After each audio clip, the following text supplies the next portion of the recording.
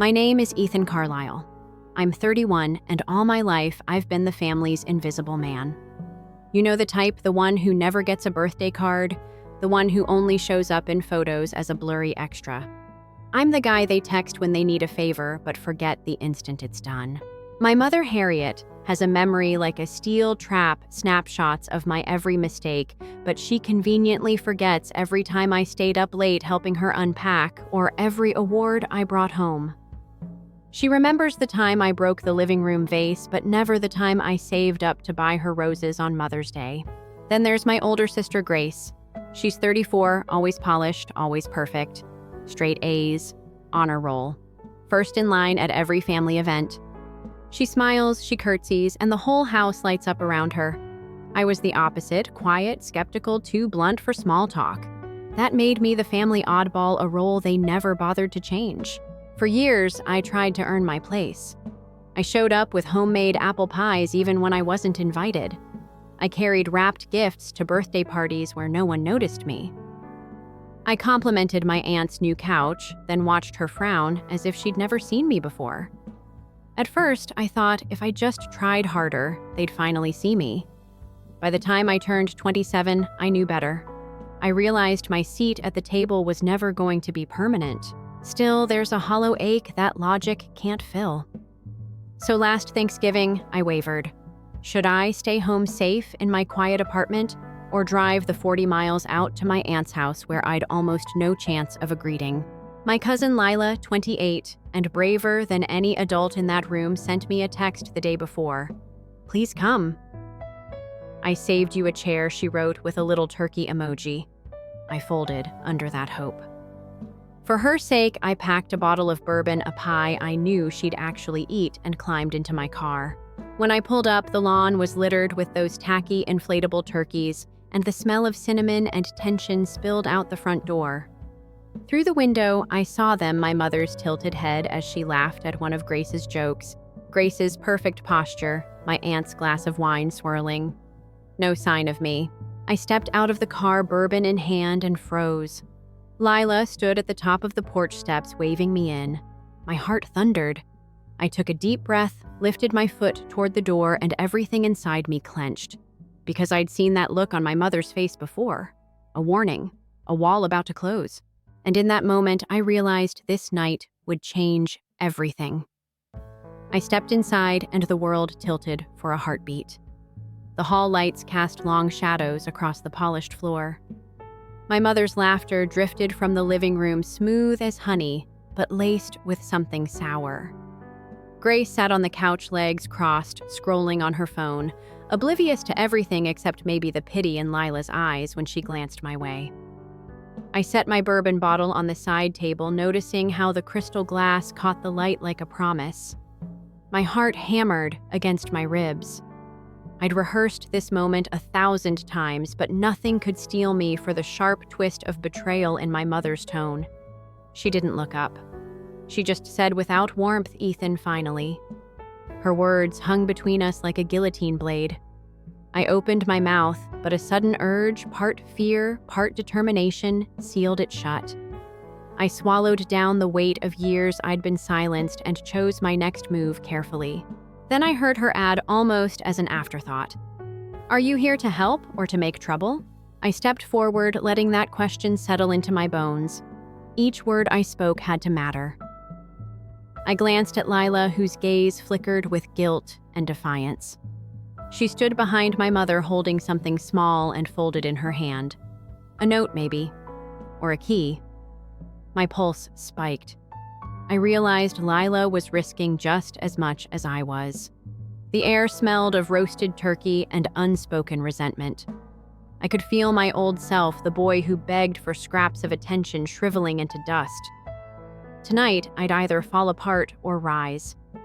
I cleared my throat and said, "I'm here because I won't be erased anymore." My voice sounded steadier than I felt. My mother's smile curved like a knife. "Is that so?" she whispered. Lila shifted, and whatever she held slipped toward my outstretched hand. But before I could grasp it, my mother turned and walked away, sweeping past me with the grace of someone who owns every room she enters. My fingers brushed air where the note had been. I exhaled and realized I was already in deeper than I'd planned. I followed her to the kitchen boots, clicking on tile. The cabinets were lined with china plates I'd never touched, each one a silent testament to my place, beautiful and unreachable. On the counter, a cracked ceramic bowl sat abandoned like me, chipped and overlooked. My mother arranged plates for Grace as if choreographing a dance she alone understood. I leaned against the refrigerator and watched her back, that tilt of her shoulder, the slight tremor in her fingers as she placed a salad bowl. I remembered all the times I'd mopped up her spills, literal and emotional, and how she never once said thank you. My chest tightened.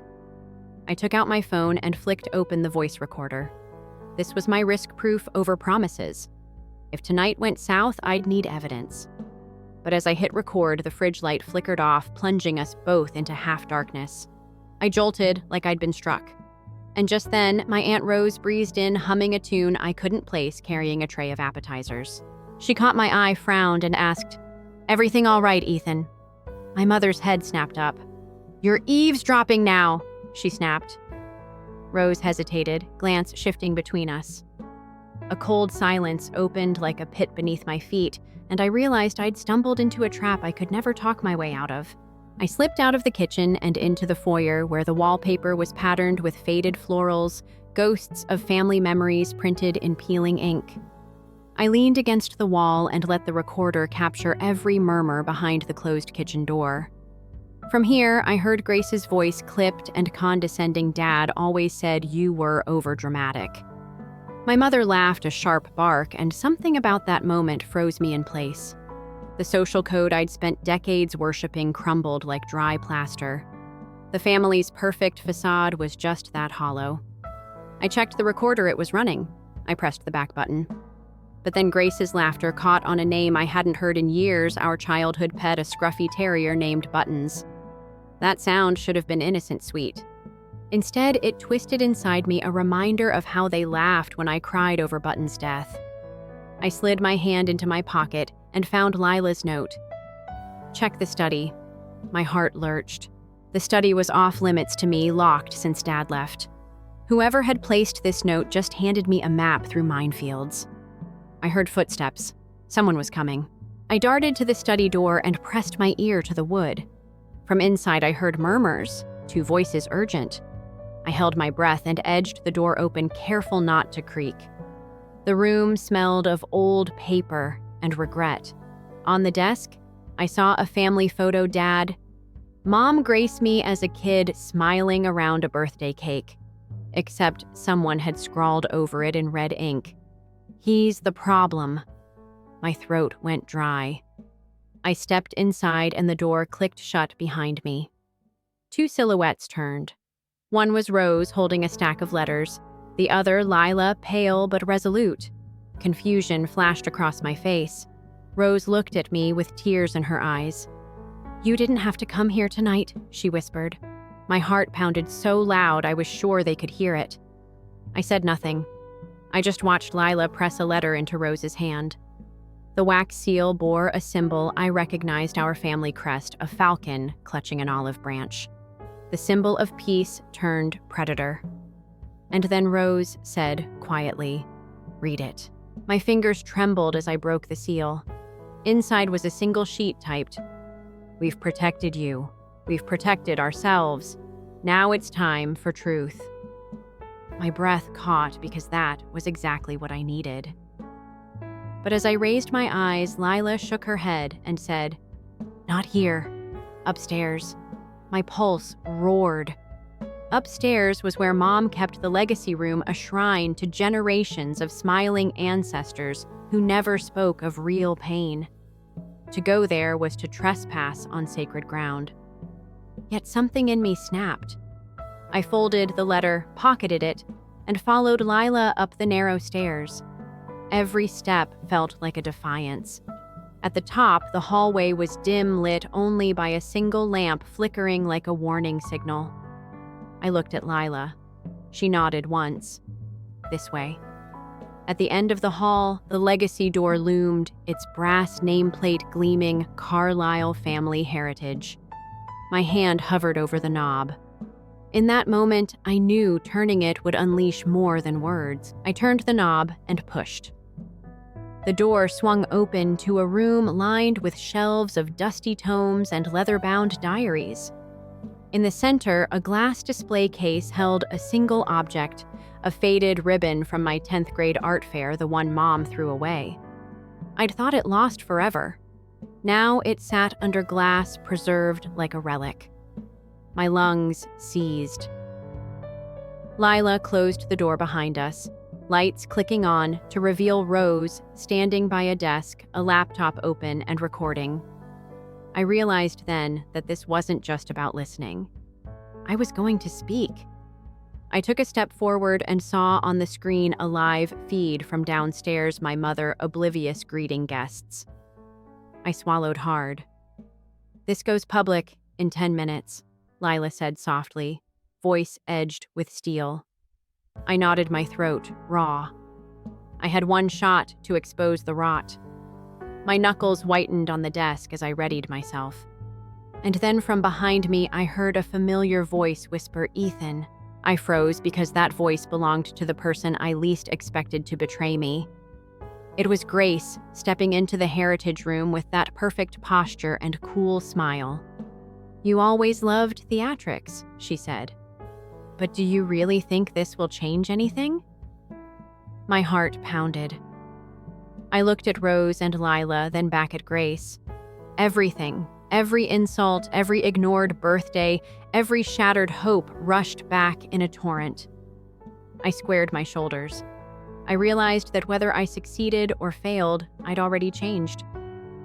And as Grace advanced, eyes glinting like ice, I raised my voice for the first time all night and said, "Watch me." A tense silence crackled. Then the laptop's red light blinked, sending a pulse through the room. I pressed my finger to the trackpad. Outside voices would hush. Phones would click. The illusion would start to crack in real time. My pulse thundered as I clicked go live. I looked at Grace. Her perfect mask faltered. And in that heartbeat, I felt the ancient weight of my family crest dissolve. I was no longer their silent shadow, I was their reckoning. In the hush that followed, I realized the future could still be rewritten if I had the courage to speak the unvarnished truth. And just as the stream began, I heard a crash from downstairs, followed by a voice yelling, "What are you doing up there?" My heart leapt. The storm had truly begun. I hit go live, and the ping of notifications exploded against my skull like gunshots. Through the laptop's mic, I could hear my own pulse and faintly the muffled crash of furniture back downstairs. My mother's voice jolted through the screen. "Ethan, what the hell are you doing?" I stood rigid behind the desk, heart hammering. Yet my voice didn't waver as I addressed the viewers. "This is what happens when a family pedigree becomes a shield for cruelty," I said, pressing my palm against the glass case that held my long-lost ribbon. The falcon crest above me felt like a witness turned accomplice. Comments scrolled in a blur, #truth, finally, he speaks, #family exposed. I heard footsteps approaching behind me. My stomach clenched. Every eye in the house was turning toward the heritage room's closed door. I swallowed and leaned closer to the camera.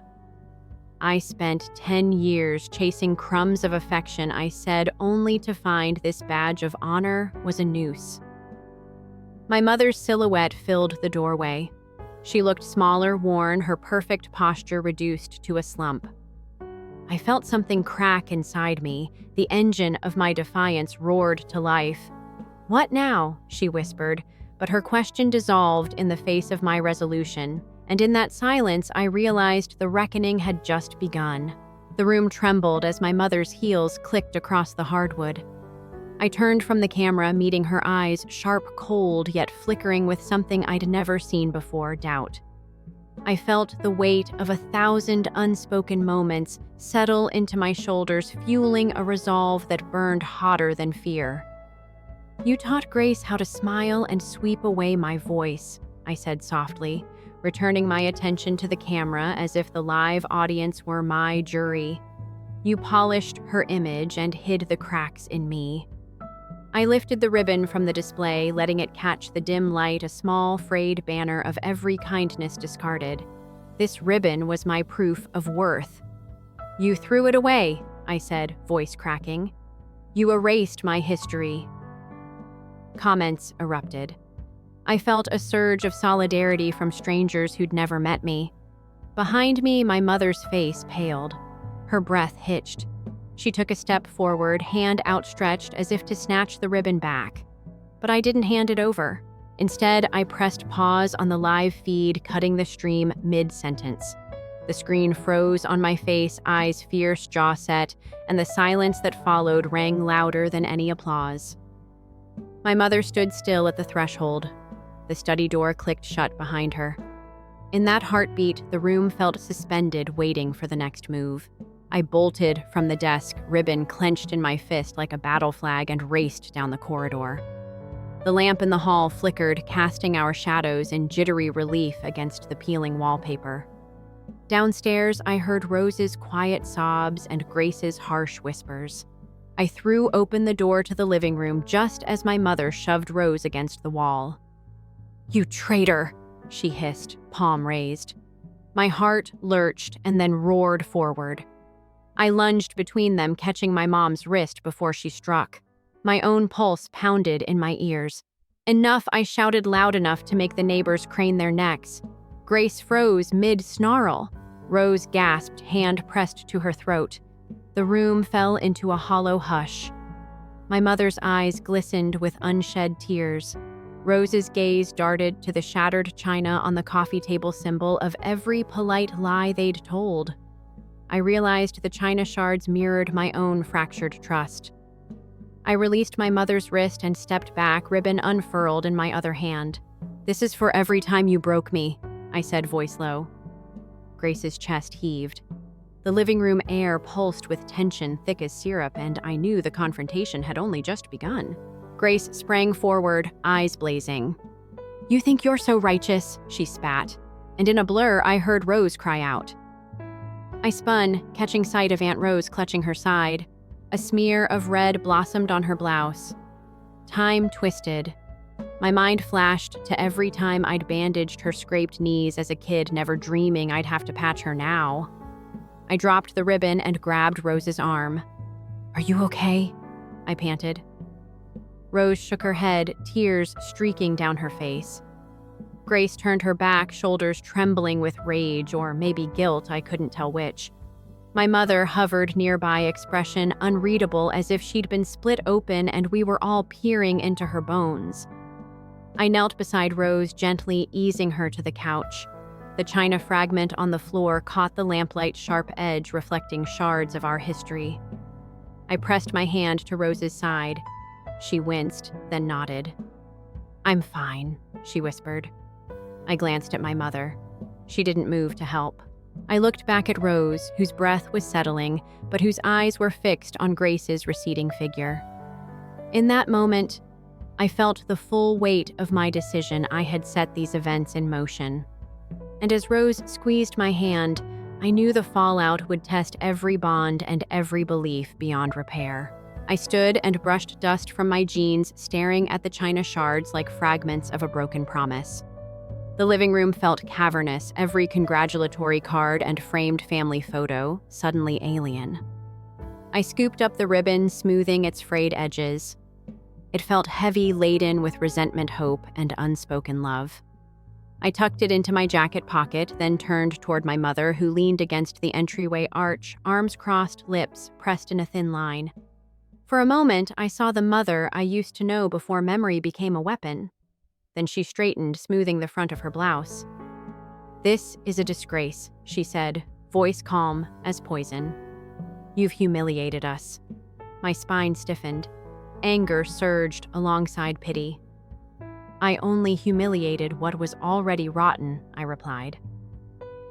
Outside, the front door banged shut, Grace storming out, car door slamming, and a final raw chord. That sound echoed in my chest. My mother took a step forward, eyes flashing. "You'll regret this." I met her gaze, unaffected by threats. In that instant, I understood the real battle was far from over, and the truest measure of courage would be what I chose to do next. I left Rose on the couch, went into the kitchen, and pulled out my phone. Notifications flooded the screen, videos, messages, prayers, condemnations. Someone had clipped our confrontation and shared it.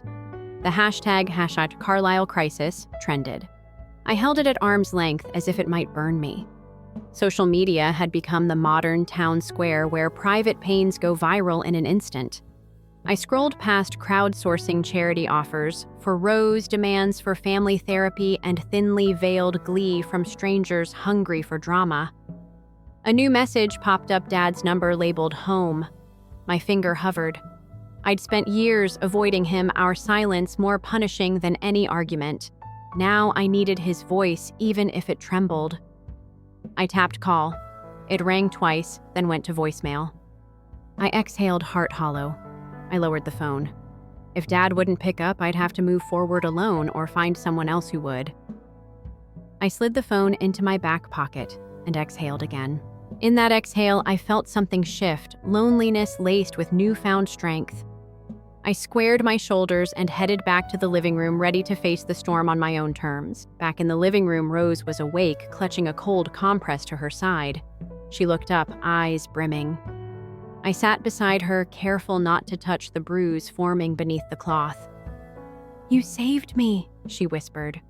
I shook my head. "You saved yourself." She managed a small laugh, then winced. "Only because you gave me the chance." I brushed her hair away from her forehead and noticed the china shards glittering on the floor. As a kid, I'd believed broken things could never be fixed. Now I saw that they could become lessons, relics of transformation. I stood and gestured toward the shards. "I'll clean this up," I said. Rose shook her head. "Let them sit," she said softly. "This is how the rest of them will feel." I looked toward the hallway where my mother had retreated. The house was eerily quiet. I felt an ache for the life I'd once hoped to salvage, but also pride in the life I was building. I took a deep breath. The path ahead was uncertain, but I'd never felt more alive. And as Rose squeezed my hand, I knew the next step was clear. I would forge my own family out of truth, loyalty, and unconditional love. Handed Rose her phone and pressed play on the live stream footage I'd paused earlier. It stuttered to life, showing my mother's shocked face, Grace's red eyes, and me lifting that ribbon. The recording had gone straight to hundreds, then thousands.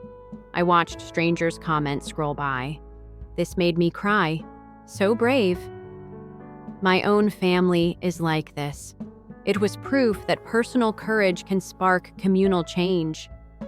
The laptop battery icon blinked red, 10 minutes of power left. I closed the video, exported it to a flash drive, and slid it into my jacket pocket next to the ribbon. I felt the weight of evidence and remembrance together, a talisman against being forgotten again. I glanced at Rose, who nodded, exhausted but resolute. "Let's go," I said quietly. Outside, a brewing storm rattled the windows, weather mirroring the upheaval within these walls. We walked toward the front door, pausing at the threshold. I pushed it open and stepped into the gray light. The air smelled of rain and new beginnings. I looked back at the house, once the site of every wound, every denial, but now the stage where the truth had finally been set free. I turned away, holding Rose's hand, and felt the first raindrops on my face. I raised my chin against the wind and whispered, "This is only the beginning." Then we stepped out into the storm. In the quiet hush that follows a violent storm, I guided Rose through the mire of the front yard, each muddy footprint a small rebellion against the life we'd known, the thunder rolling overhead like an indictment of silent complicity. The rain was more than water. It was confession, each drop a question about what we allowed, about the bonds that held us captive, and the lies that shattered us. My grip on Rose's hand tightened, her fingers delicate yet fierce as she leaned into my side, her trust pressed against my heart like a fragile bird.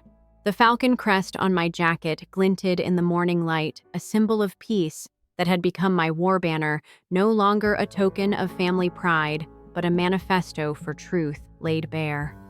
My pulse pounded, equal parts fear and exhilaration, as every footstep carried us further from the ruins of our past and closer to the unknown.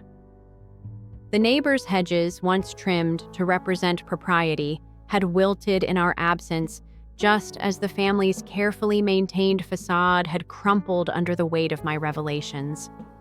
I remembered how I once polished those hedges myself, futile attempts to shape an illusion that was never real.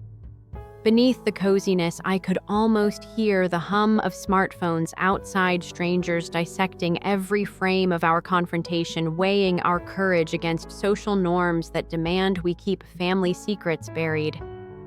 Rose, though wounded, strode on with a quiet strength I barely recognized, as if my defiance had awakened her own. The horizon, streaked with bruised clouds, seemed to hold its breath, waiting for us to demand the next act.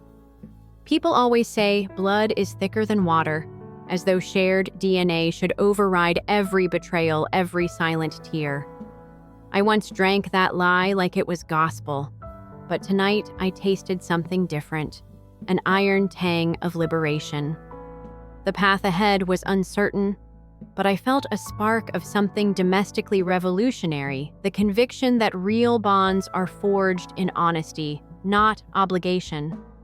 I felt the world shift beneath my boots, as though the ground we walked had shed years of dust and pretense, revealing bedrock beneath. My head brimmed with questions. Could I ever unlearn the ache of wanting my mother's approval? Was I brave enough to keep chasing truth, even if it left me utterly alone? And so I wondered, with every thunderclap echoing in my chest, what sanctuary would greet us when we finally reached shelter. We found Lila waiting at her rattling fire escape, battered but luminous, in a wool coat too bright for the gray morning.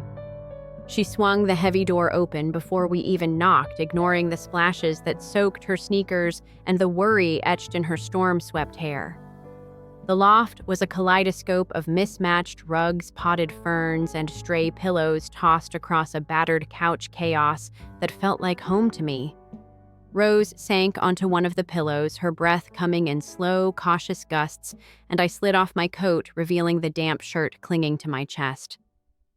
Inside, a wood stove crackled, casting a honeyed glow across Lila's art-strewn walls.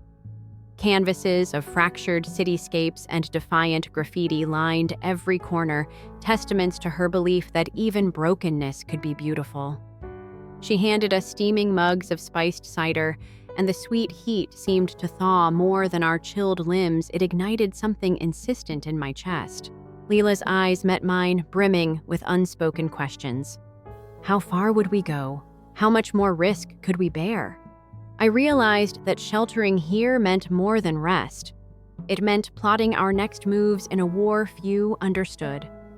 Across the rough-hewn coffee table lay the flash drive and the frayed ribbon tokens of everything we'd unearthed. Lila's fingers hovered, trembling over my evidence, as though she feared unleashing a storm greater than the one we'd just escaped. The news had spread faster than wildfire, and social media notifications pinged on the counter, each alert a reminder that our rebellion was now public property, subject to praise and condemnation alike. Beneath the coziness, I could almost hear the hum of smartphones outside, strangers dissecting every frame of our confrontation, weighing our courage against social norms that demand we keep family secrets buried. But just as I lifted my cup to sip, the loft lights flickered, and a police siren wailed in the distance, and in that tremor I sensed the fragile shelter we'd claimed could shatter at any moment. I sank onto a battered stool by the stove, tracing the steam trails floating from my cider.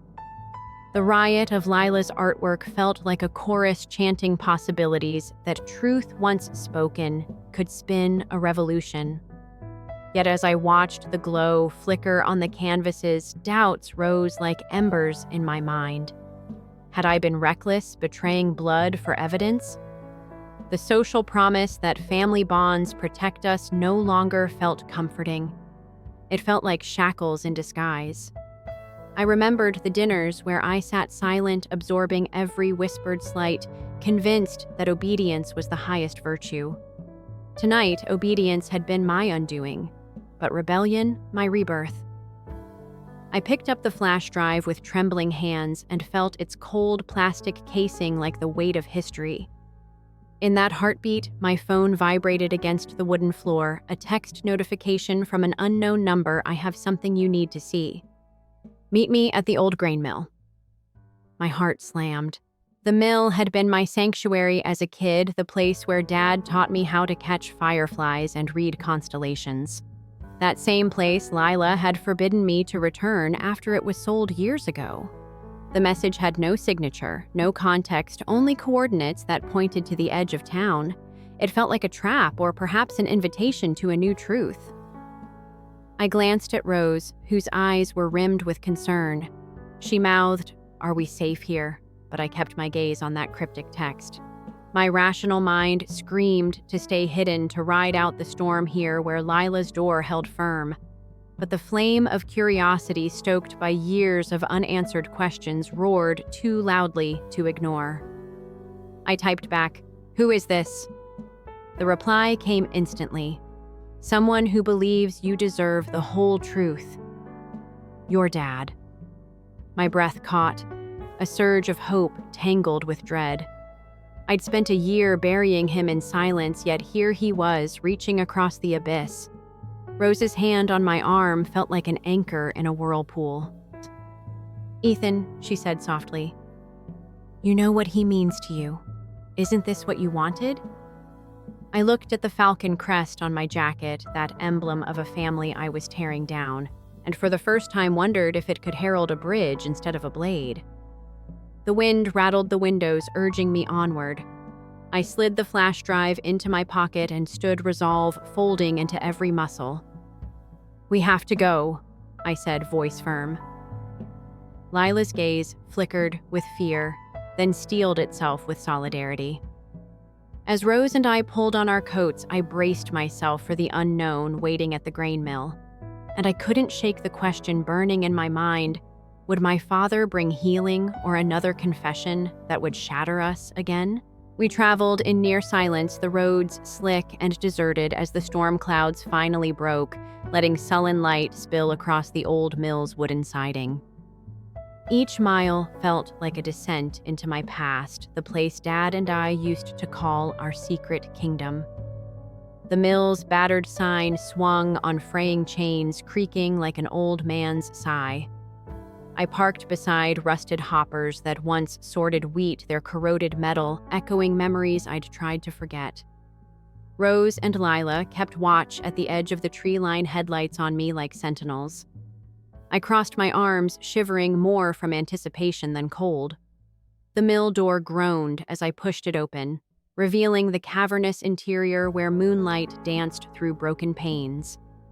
Dust motes spun in lazy spirals, each one sparkling with forgotten stories. I stepped inside, heart-hammering, and found my father standing by a weathered desk that Dad and I had once used to build model airplanes. He looked older, more worn than I remembered, but his eyes held the same quiet kindness.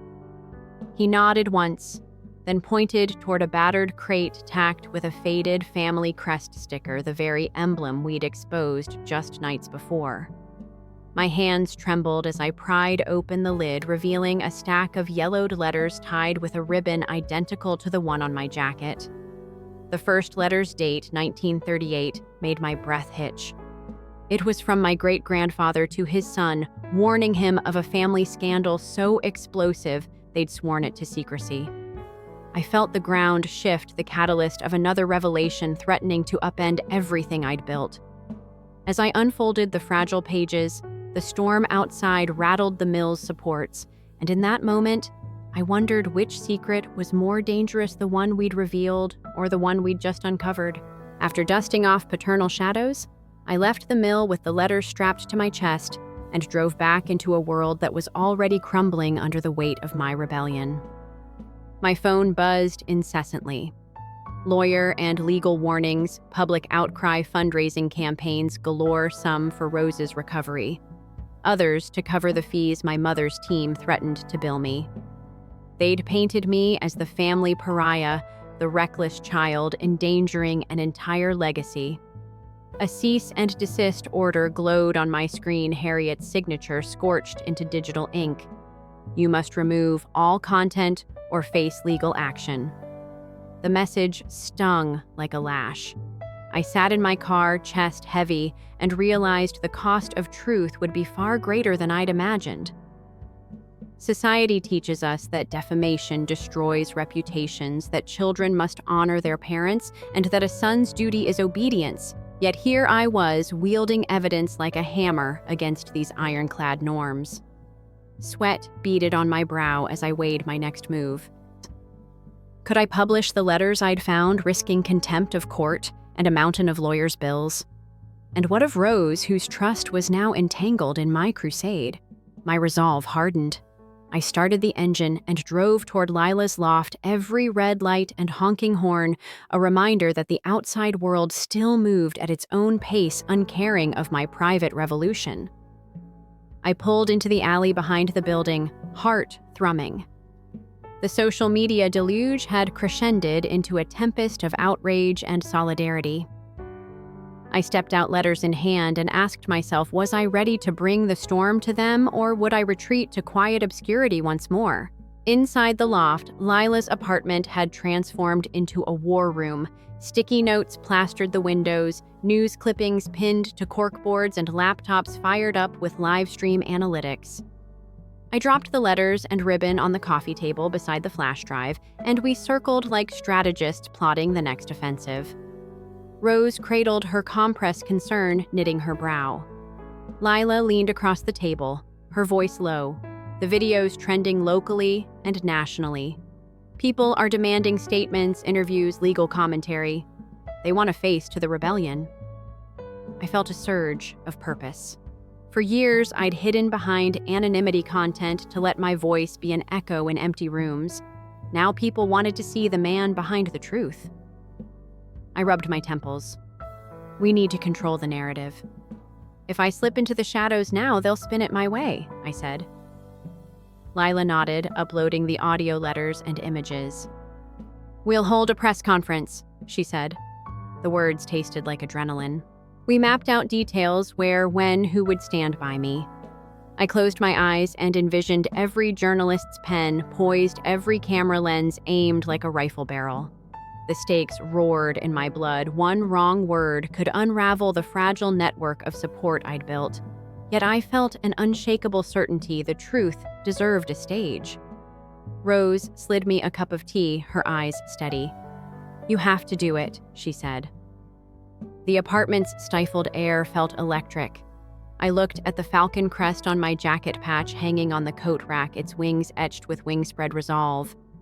And I thought, if I can stand before the world and speak my truth, maybe I can finally reclaim my life.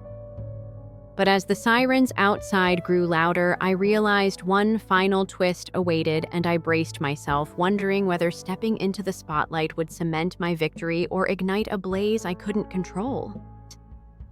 2 days later, I stood on the marble steps of the county courthouse, flanked by Rose, Lila, and a handful of friends whose faces shone with solidarity. The gathering crowd buzzed like a hive, disturbed phone cameras raised high, live stream feeds loading in real time. I'd reworn the falcon crest on my lapel as a symbol of my toppling a false peace, and as I saw it catch the sunlight, I felt a surge of calm determination. I cleared my throat, heart pounding, but my voice came steady. My name is Ethan Carlisle. I was once the invisible son in a family blinded by its own image. Today, I choose to speak for every person silenced by deception. Flashbulbs bloomed like fireworks, reporters murmured, and I unfurled the ragged ribbon between my hands as proof that for too long I'd collected evidence in the dark. I held it aloft and spoke of the stolen moments, the erased memories, and the compiled recordings that revealed a pattern of manipulation stretching decades. As I laid out the hidden letters, I felt the weight of ancestral expectations shatter behind me. A hush fell, only the click of recorders and distant traffic remained. Then a voice from the crowd called out, "Isn't this defamation?"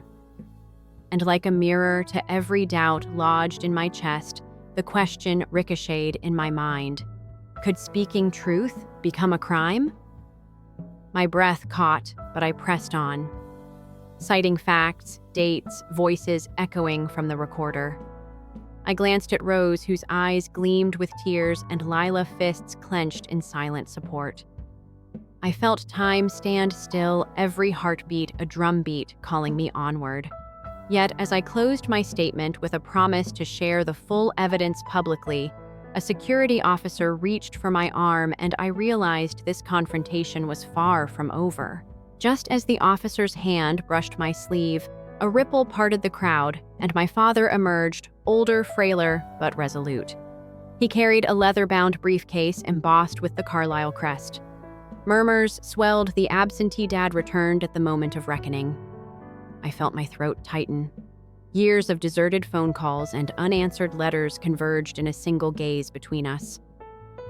Dad approached the podium, the briefcase clicking shut in his grip. A hush fell so deep it swallowed the city's hum. My father tilted his head, eyes scanning the assembled press and onlookers, then fixed me with a tender firmness. He set the briefcase on the podium and clicked it open, revealing another set of letters. Journals from my grandmother, Harriet's mother, whose voice had been stricken from our family history. Each page told of a scandal that ripped through our lineage, a hidden adoption, a betrayal that forced Harriet's mother to sever all ties for her daughter's protection.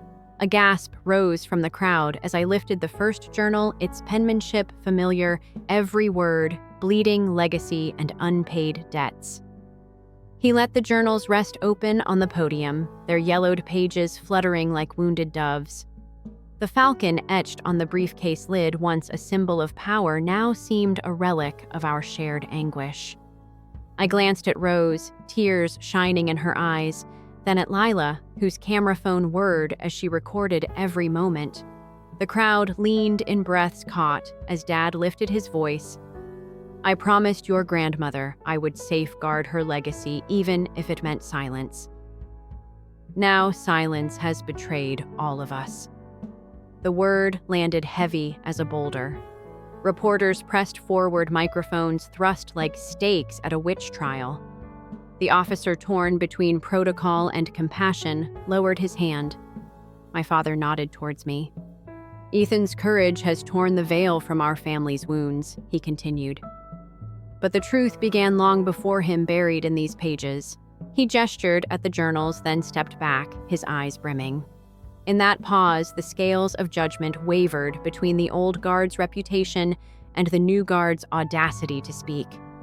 I felt the labyrinth of my lineage collapse into a single moment, a father and son standing before a truth too large to contain. The sirens of legal consequence and public scrutiny threatened to crash over us like another storm. Yet as I raised the ribbon and the journals together, I felt a clarity sharper than any thunderbolt. This was our second reckoning. And as the first barrage of questions thundered down, I realized I had to choose. Would I wield this truth as a weapon, or open my hand in peace? After the courthouse storm faded into the distance, I slipped away from the flashing cameras and the echo of microphones, retreating to Lila's loft, where the city's din felt muffled down to a hum behind thick walls and potted ferns. I sank onto a threadbare armchair, clutching the falcon-etched briefcase and the frayed ribbon as though they were lifelines, my pulse still thrumming from standing on those marble steps naked in truth. Rose hovered nearby, offering quiet cups of tea that steamed like little prayers for calm, while Lila clicked through livestream analytics, her brow furrowed in strategy. I stared at the glowing screen. Every notification was another wave of public judgment, praise, questions, threats of lawsuits. I thought of my mother's voice trembling when she'd accused me of humiliation, and wondered how many people believed her version. A legal notice sat unopened on my phone, a defamation threat so official it felt like cold steel against my skin. My fingers hovered over call lawyer, my heartbeat echoing each second of hesitation. In that fragile hush, I realized that I had assumed truth alone would set me free. But freedom now looked like a battlefield strewn with subpoenas and moral quandaries. Was I ready to defend every word I'd spoken before a judge and a jury, sacrificing my safety for a truth that might ruin everything? And as the city lights winked on outside, I wondered if I retreated. Now, could I ever stand in my own power again? Morning broke gray and hesitant, and with it arrived a flurry of emails that made my chest tighten a cease and desist from my mother's lawyer fundraising pages cropping up like wildflowers in spring, and an avalanche of comments, some sympathetic, some vicious. I pushed them aside and pulled out the grandmother's diaries from the briefcase, their pages yellowed and trembling with age. One entry in particular caught my breath. My grandmother Harriet's mother writing of a forced adoption in 1945, a secret kept to shield her daughter's reputation, a sorrow she vowed to guard. Here was the twist. I hadn't anticipated the portrait of my mother as a callous manipulator was incomplete. She had inherited a legacy of loss and silence, a burden she bore long before I was born. My heart knotted with conflicting emotions, anger at the cruelty I'd endured versus pity for the pain my mother had inherited. If I exposed every indignity, would I be compounding her suffering? Could I demand accountability and still honor the sacrifices buried beneath generations of secrets? The more I read, the more I realized that truth is never a single note, but a chord of joy and sorrow, accusation and forgiveness. I closed the diary and stared at the falcon crest on my jacket lying on the chair beside me, a symbol that felt suddenly heavy with contradiction. Should I still press on and publish everything, or was there some mercy in withholding the last pages? Driven by a restless energy, I packed the diaries, the ribbon, and the flash drive into my backpack and boarded the early bus bound for my grandmother's hometown, a quiet crossroads of cornfields and prayer flags fluttering on front porches. The countryside blurred past the window, a patchwork of green and gold that reminded me how small cities look from a distance, like clusters of secrets begging to be uncovered. When I arrived, I found Henrietta Caldwell on her wooden porch swing, 92 years old and as sharp as the day she taught me to whistle through my teeth. I held out the diary and she squinted at the faded handwriting, her gnarled finger tracing the words. "Your grandmother trusted me to keep her secrets," she whispered, voice thick with memory. She told me about the scandal that had forced her and my great-grandfather to flee town, how neighbors had whispered that Harriet's mother was unfit, how a half-sibling had been sent to strangers across state lines. I recorded her words on my phone, each syllable a lifeline thrown across decades of silence. As she spoke, the afternoon sun slanted through the elm trees, casting long shadows that felt like ancestral arms reaching down to steady me. When Henrietta paused, I realized I'd stumbled into a larger story, one of love twisted by shame, of families shattered to preserve social standing. The truth I'd sought was growing wider than my own pain. Leaning forward, I asked her in a hushed voice, what was she most afraid of? Returning to the city, I locked myself in my tiny apartment and opened a blank document determined to wrest order from the chaos of diaries and interview recordings. With each word I typed, I felt the old ache in my chest transmute into purpose. I wrote of cornfield porches and bus rides at dawn, of cursed family crests and forbidden love, weaving social critique of how American families often bury trauma behind blood is thicker than water. I exposed how reputation and social currency can become emblems of oppression, how we preach unity while shaming the vulnerable. My narrative poured out with a blend of confessions and analysis, the prose smooth but edged with grief. When I reached the final paragraph, I crafted a conclusion that called for honest reckoning, not just in my own household, but in any home where silence reigns. Then I hit publish on the local news site's opinion page and tweeted the link with a single line, "Truth demands courage." We all pay the price of silence. The moment I clicked, I felt the world tilt again. My phone exploded with alerts within seconds, and the article's link spread through activist circles and family therapy forums. Friends messaged words of solidarity. Strangers thanked me for speaking up, and in my email inbox lay a request from a national journalist asking for an interview. But beneath the thrill, a cold whisper tickled my spine. I had no idea what storm I'd unleashed.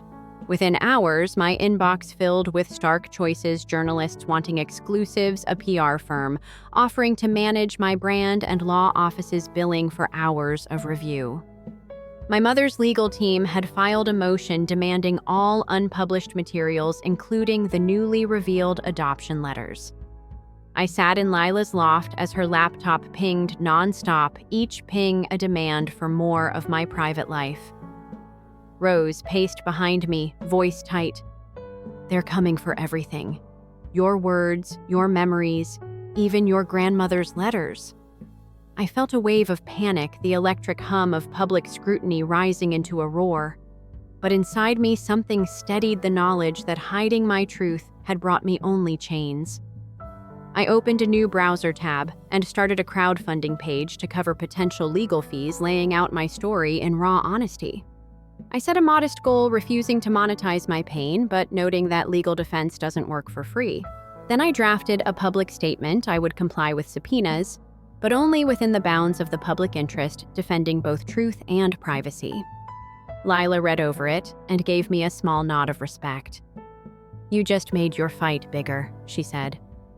I exhaled, feeling the weight of that line settle by standing up.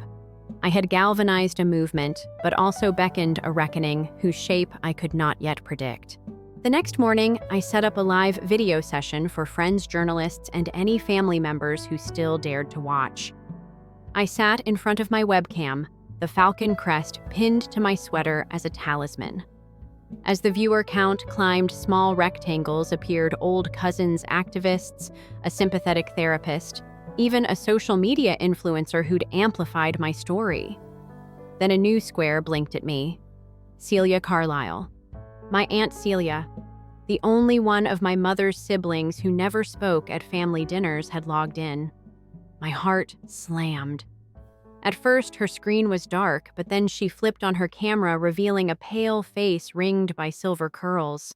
Her voice trembled as she said, "I have something you need to hear." She picked up a weathered notebook similar to my grandmother's diaries, but filled with her own handwriting. "I kept this safe," she whispered. I couldn't stay silent any longer. I felt my pulse spike. This was a risk even greater than publishing the first diaries. But as Celia began to read passages about hidden therapy sessions, whispered confessions, and a vow to reunite the fractured family, I realized our story was weaving a tapestry larger than any one narrative. The digital crowd watched in stunned silence, the chat window flooding with heart emojis and prayer hands. When Celia paused, tears shining in her eyes, she said, "We can't change the past, but maybe we can rewrite our future." And as her words settled around me like a benediction, I wondered, was that future something we could truly build together? As the live session ended, I sat back, the apartment feeling both too small and too vast, like the stage of a theater where too many actors had their lines. The phone rang. My father's number flickered on the screen. I answered on impulse, half expecting the call to be about how this will ruin everything. Instead, he said quietly, "I'm proud of you." His voice cracked with emotion I hadn't heard before. We spoke for nearly an hour about grandmother's kingdom in that old mill, about the cost of silence, about the possibility of healing. He cautioned me about the subpoena offered to testify if needed, and then added something that stunned me. "Your mother, I think she wants to talk. She sent me a letter." My grip on the falcon crest tightened. Could I trust my mother to speak honestly after everything I felt? The old ache of longing for her approval rise like smoke, but this time I greeted it with steadiness instead of panic. I said, "Tell her I'll listen, but I won't be silenced." He paused, then replied, "She'll understand." When I hung up, the sunrise was streaming through the window, bathing the room in warm light. I realized that every action I'd taken, the live streams, the op-ed, the diaries, had led me here to the brink of a conversation that could mend or shatter the final remnants of my family. I breathed in the dawn and asked myself, am I ready to open this door? Later that evening, there was a knock at my apartment door so soft I almost missed it. I opened to find a single envelope resting on the threshold, unmarked and heavy. My breath caught as I picked it up. No return address, just my name scrawled in my mother's precise handwriting. Inside, a folded sheet bore a single line, "Meet me where we first took family photos, Central Park at dawn." 4 words that carried decades of heartbreak and hope. My heart thundered as I pictured the stone steps by Bethesda Fountain, the place where my mother once insisted on orchestrating the perfect portrait of an empty family. Now she wanted to meet me there at the place that symbolized our illusions. I slid the letter into my pocket, feeling its weight like a promise or a threat. I couldn't tell which. Rose and Lila appeared behind me in the hallway, their expressions a silent question. I met their eyes, touched the falcon crest pinned above the letter, and felt a fierce calm settle around me. The decision I made next would shape everything. Could I walk back into that park at dawn, into the arms of the woman who taught me to hide and speak the unvarnished truth? At last. My phone buzzed with a final notification, 12:03 a.m. Don't be late. And in that midnight hour, I understood that our reckoning was far from over. I arrived at Bethesda Terrace just as the first wash of dawn turned the sky from indigo to pale rose. The stone steps felt cool beneath my boots, moss in the crevices like whispered secrets of every family who'd sat here before. The fountain's carved angels glowed in the half-light water, trembling over the basin like a pulse. I clutched the tattered ribbon in my hand, heart pounding so loud I could hear it echo off the empty paths. I saw her silhouette by the fountain's edge, my mother Harriet, wrapped in a wool coat too fine for this hour, standing as if she'd become one of those statues. For a moment, I wondered if she'd back out, leave me here with the ghosts of every remembered slight. But she waited, shoulders squared, gaze steady on the rippling water. I took my first step toward her and wondered, was she here to listen or to lecture? She turned as I approached, and in the amber glow of the rising sun, her eyes looked older than I remembered, pools of regret glimmering beneath her lashes. I swallowed down 1,000 half-formed apologies. She held something in her hand, a battered voice recorder, the kind I'd once used to catch their whispered jabs at me. My breath caught. "I recorded this," she said, her voice wavering. Every word I'd ever meant to say, but was too afraid to speak. I felt the world shift beneath my feet. All my plans for confrontation, for demands of apology, vanished in that confession. I forced my voice steady. "Is this proof? Or a plea for forgiveness?" Her hand trembled as she clicked the recorder on. The fountain's water gurgled between us. I realized the risk I'd run inviting her here. She held the power to unravel everything or begin to sew it back together. She raised the recorder between us like a fragile truce. "I wanted to remember your voice," she whispered, "and to tell you why I buried mine for so long." Then she spoke into the morning about her mother's forced adoption, the shame that shadowed every generation, the weight of a secret she thought would protect me, but instead crushed me. Each confession fell into the fountain's pool and rippled outward. I thought of every time I'd begged her to see me, every tear I shed in that house of polished smiles. Now I heard the tremor in her words, the ache behind her armor. When she finished, the dawn was fully awake, light dancing on the water's surface like tiny absolutions. My chest tightened. Could I trust this reversal, this admitted sorrow? I asked, voice cracked but firm. "Why now?" She exhaled, shoulders sagging as if relief and fear mingled in her spine. "Because secrets were killing us," she said, gazing at the falcon crest I'd pinned to my jacket, a symbol of family pride turned weapon of exposure. I saw you become a stranger to me. She reached out her fingers, brushing mine. I've arranged for therapy for you for Grace, for all of us. I'll fund it. The words felt heavy, like a contract written in tears. But then she added quietly, I also wanted to see if you'd come alone.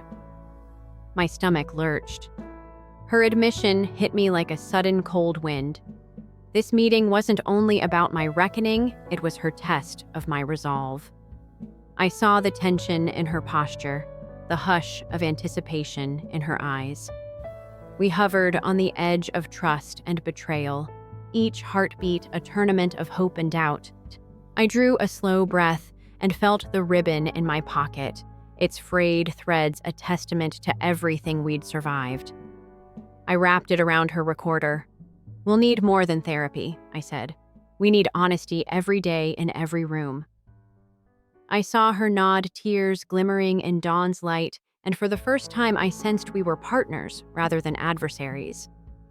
But the world beyond the terrace was still spinning judgment, waiting in every comment thread, every courtroom corridor. I reached into my jacket and found the grandmother's letters yellowed with decades of sacrifice and handed them to her. Read these, I said. They're our inheritance, both curse and gift. The fountain gurgled between us, an ancient witness.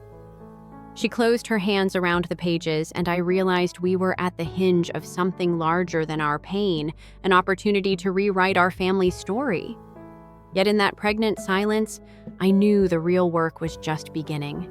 She looked out over the water letters clutched to her chest like a lifeline, and I felt the final barrier between us crumble. I don't expect miracles, she admitted. Just chances. I placed my hand on her shoulder, warm against the chill morning air. Then let's take them, I said. The wind tugged at her hair, and I felt a startling surge of hope.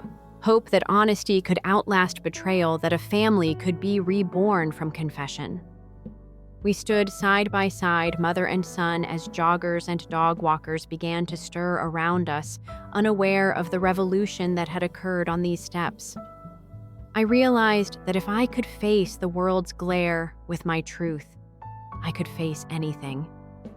The fountain's waters caught the rising sun in 1,000 sparkles promises of renewal.